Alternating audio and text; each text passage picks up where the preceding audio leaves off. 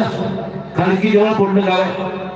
त्या गावाला जायला निघाला, मोहाडीच्या बाहेर निघाला, कुशाली पार केला आणि कुशालीच्या समोर थोडा गेला.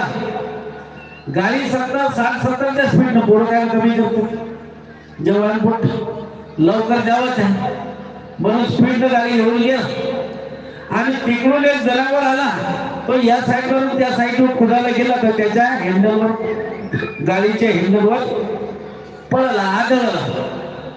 त्याच्या गाडीचा एवढा चुरा झाला का पाण्याला वाटत नसत काही का या गाडीवर जो चालक होता तो वाचू शकत, तो वाचू शकत याची गॅरंटी होती. परंतु गाडीच्या समोरचा जो चक्का होता तो जमा होऊन गेला, गाडीच्या हेडलाईट होता तो पूर्ण तुटून गेला, हँडल पुऱ्या बाजूला होऊन गेला. तिला उठून उभीच करता येत नव्हती हँडलच्या भरोश्यावर, चक्कात समोरच्या चाकाच्या भरोश्यावर. अशा परिस्थितीत ती गाडी होती.